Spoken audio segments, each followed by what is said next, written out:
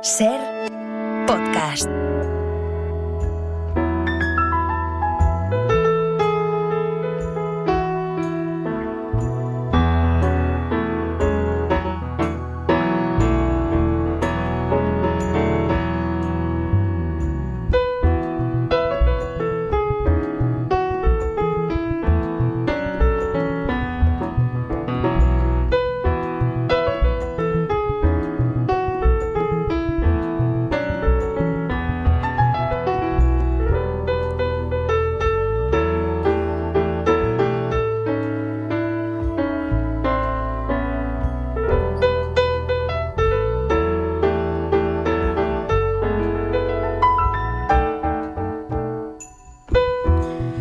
Desde París, el corresponsal del País allí, Marc Bassets. ¿Cómo estás, Marc? Buenos días.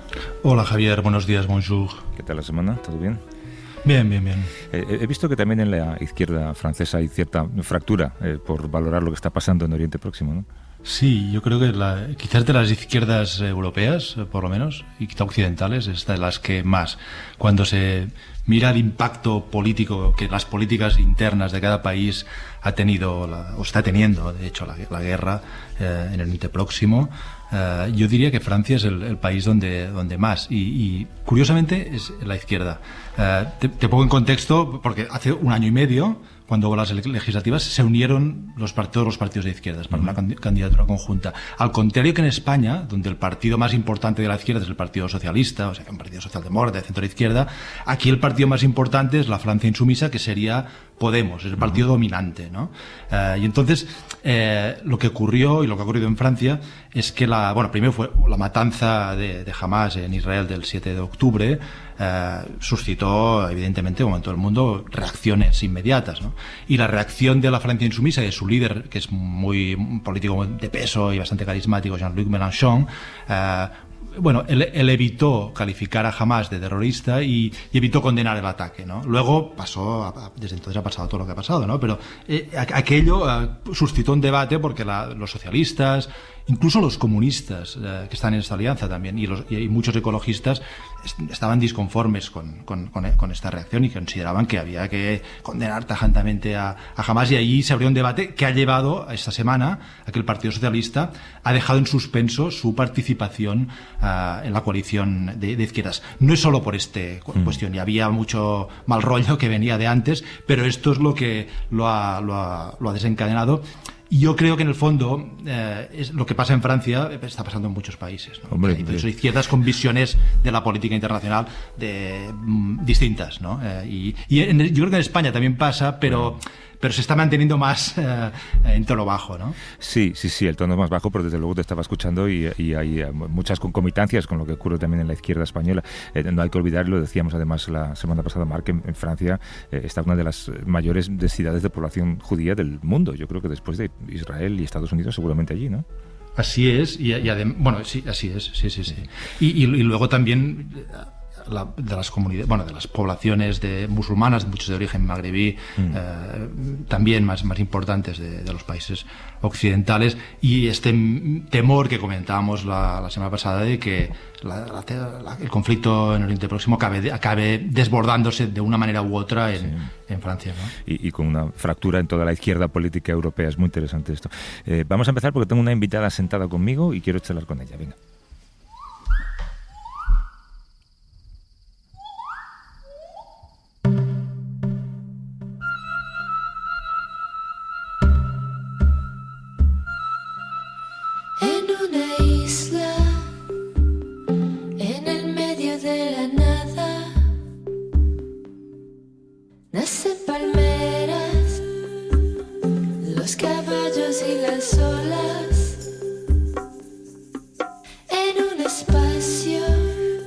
Esta cantante María Uzbek, Marc.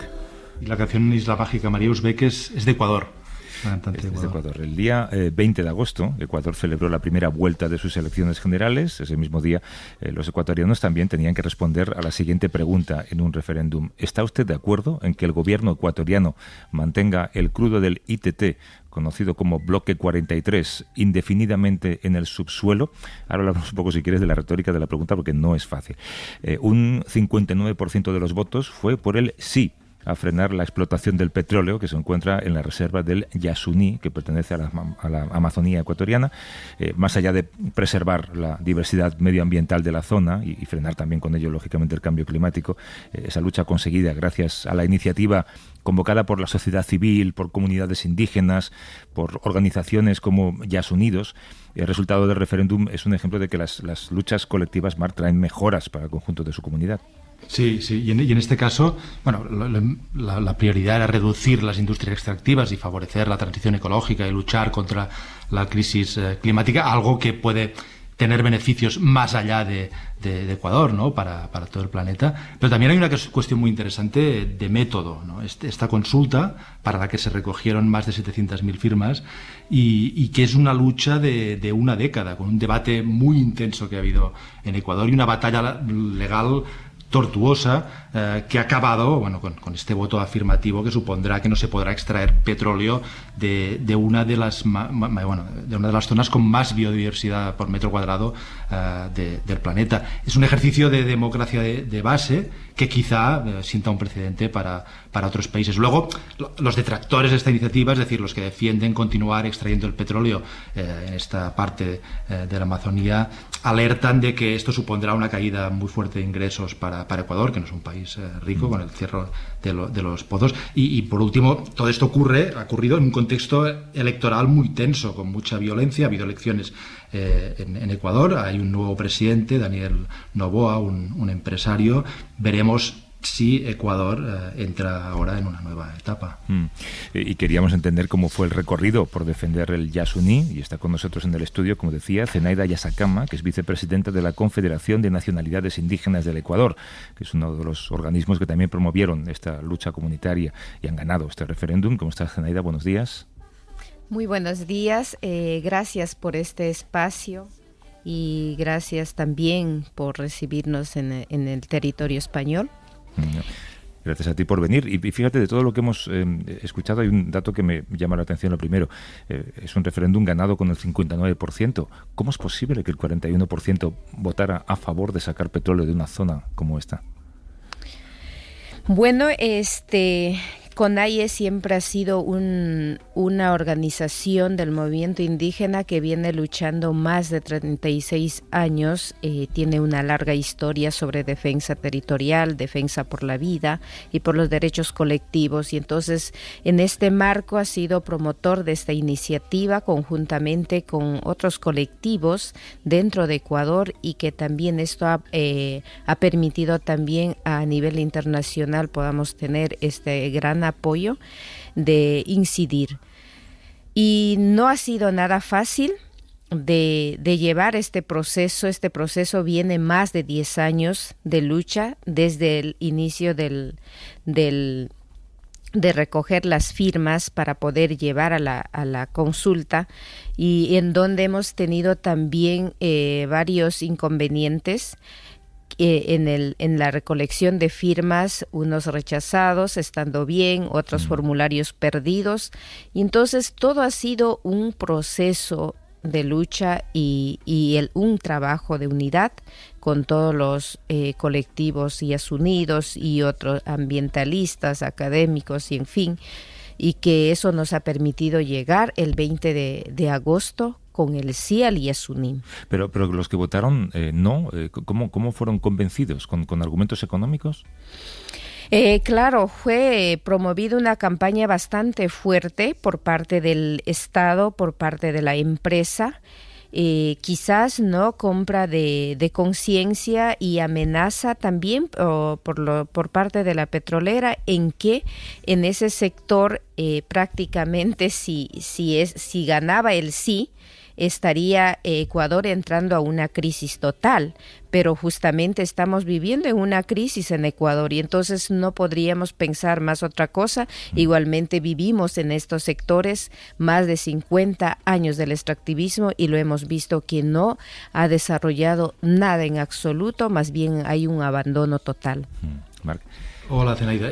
Pero es curioso que la provincia de Orellana, que es donde se encuentra el llamado Bloque 43, estos yacimientos, ahí votaron no, es decir, votaron mayoritariamente a favor de seguir extrayendo el petróleo, en el lugar donde se estaba extrayendo el petróleo. ¿Es así? ¿Y por qué? Sí, es importante esto, ¿no? De que justamente en esta provincia donde está el extractivismo que hayan votado el no fue por el tema de que hubo una campaña bastante fuerte con los dirigentes, con los líderes, y entonces esto permitió de que ellos entiendan de otra manera hasta las preguntas, donde preguntábamos usted si está de acuerdo con el Yasuní, entonces como que hicieron confundir y los materiales que nosotros utilizábamos y también utilizaban los mismos logotipos y ponían no al Yasuní y empezaron como que ofrecer más beneficios si ganaba no. Y entonces si ganaba sí, como que empezaron a ofrecer que prácticamente iban a quedar sin ningún tipo de beneficio. Entonces eso fue una campaña muy fuerte por parte del Estado y que también se invirtió recursos económicos en las comunidades justo en esos días, porque no fueron muchos días de campaña. Para que vieran inversiones justo antes de votar, ¿no? Sí, correctamente. Un poco juego sucio esto. ¿Cómo descríbenos un poco las poblaciones de este territorio? Porque hay poblaciones que pueden desaparecer si esto sigue así, ¿no? Correctamente. Nosotros estamos muy preocupados porque allí están nuestros hermanos en aislamiento voluntario, los tagaires taromenanis, y que este territorio históricamente es habitado por nuestros hermanos huauranis, que ellos están en este proceso de llegar también, de lograr entender el por qué no más extractivismo en estos territorios, porque prácticamente está destruido estos territorios y el bloque 43 es una parte del bloque donde se concentra mayor biodiversidad y que necesitamos. Allí están también nuestros hermanos tagaires taromenanis que viven haciendo su propia autonomía y ellos han decidido seguir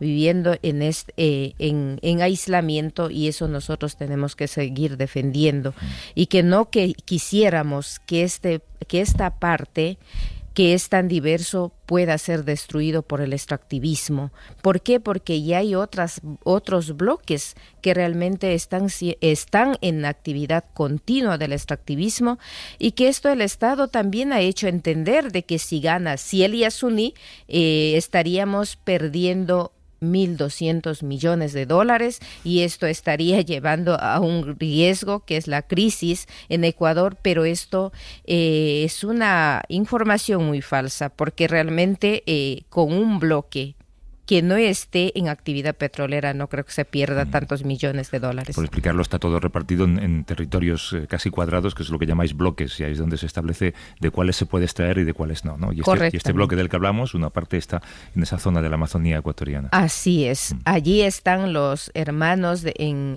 aislamiento voluntario, y entonces nosotros pedimos al Estado ecuatoriano que este referéndum debe ser respetado y que nuestros hermanos están en este aislamiento voluntario y que ellos no van a salir a dar una reivindicación, pero nosotros como organización más grande de Ecuador y como colectivos de Yasuní estamos en esta reivindicación para salvar vidas, porque son nuestros hermanos y compañeros.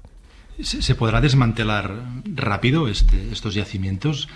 ¿Los que quieren mantenerlos todavía disponen de algún tipo de recurso? Porque ha habido un cambio de gobierno. ¿Qué va a pasar ahora?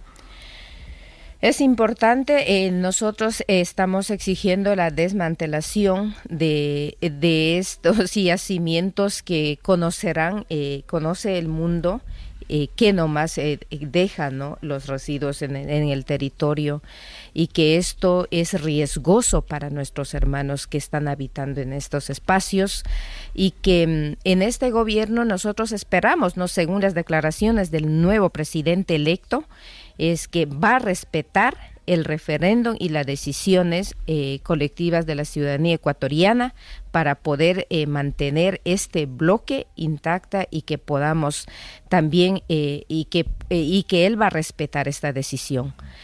Pero nosotros no fácilmente tenemos esta confianza porque muchos gobiernos lo han dicho, lo han expresado en los discursos, pero al momento de posicionar y iniciar con la gobernabilidad han cambiado sus ideales, y entonces sí nos preocupa esto, y esperemos como joven presidente que se ha comprometido desde el inicio de campaña a respetar, y también nos ha ayudado con el sí al Yasuní, y por eso tenemos un poco de esperanza, pero esperemos que se cumpla.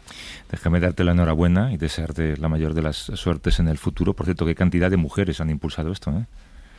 Eso fue lo más impactante, ¿no? Para el mundo, para la ciudadanía ecuatoriana, de que las mujeres estuvimos al frente, no solamente mujeres de pueblos y nacionalidades, también mujeres de diversos que existen en Ecuador, porque Ecuador es muy diverso, y entonces tanto de las 3 regiones, costa, sierra y el Amazonía, se han encaminado conjuntamente para poder hacer una realidad este hito histórico en Ecuador, porque es una experiencia única, ¿no?, en el mundo, y que esto sirva también como ejemplo en otros lugares del mundo para seguir salvando el planeta.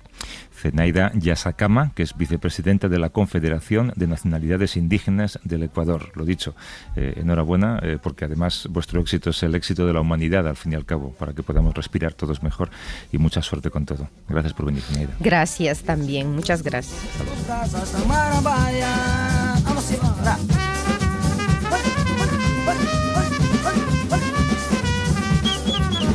Mar, tenemos hoy una agenda apretada, así que el domingo que viene con más tiempo charlamos un poco más. Cuídate. Muy bien, Javier. Un abrazo. Hasta luego. Agora eu vou mandar a turma arrastar o pé ao som dos muiraquitãs da cidade de Abaeté. Agora eu vou mandar a turma arrastar o pé. Para no perderte ningún episodio, síguenos en la aplicación o la web de la SER, Podium Podcast o tu plataforma de audio favorita.